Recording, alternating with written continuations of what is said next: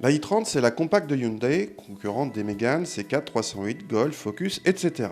L'actuelle i30 est la deuxième du nom, lancée en 2012, d'abord en berline 5 portes puis en break, et enfin présentée au dernier mondial en 3 portes. C'est cette carrosserie que nous essayons ici. Elle mesure au centimètre près la même longueur que la version 5 portes. Les portes latérales ont été allongées de 17 cm et le dessin de la custode tente de donner un profil plus dynamique. À l'avant, la calandre est spécifique, ainsi que le bouclier. Notre version est en finition haut de gamme, pack premium. L'accueil de la i30 est agréable avec un habitacle bien présenté, très loin du vieux cliché des Korean Cheap. Les matériaux et l'assemblage sont d'un bon niveau pour la catégorie. L'ambiance est un peu sombre mais pas triste.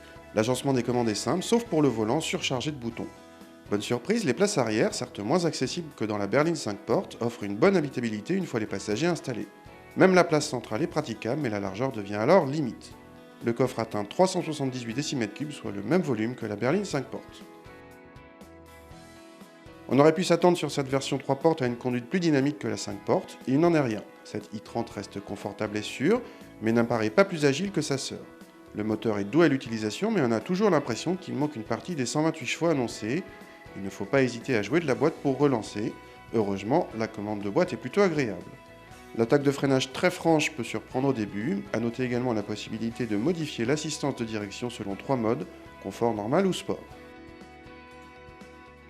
Ni plus dynamique ni plus exclusive que la berline 5 portes, la version 3 portes a le bon goût de coûter 500 € de moins, ce qui met notre modèle à 25 500 € alors qu'il s'agit d'un haut de gamme, soit un prix légèrement inférieur à la concurrence. Si l'on doit comparer, le 1,6 litre DCI 130 de la Mégane se montre bien plus généreux tout en consommant moins. Il faut dire que notre i30 n'a pas droit au stop and start qui aurait sans doute fait gonfler la note. Malgré un moteur décevant, cette i30 ne manque pas d'atouts, dont une garantie 5 ans, seulement dépassée par celle de la cousine qui a Procid et ses 7 ans.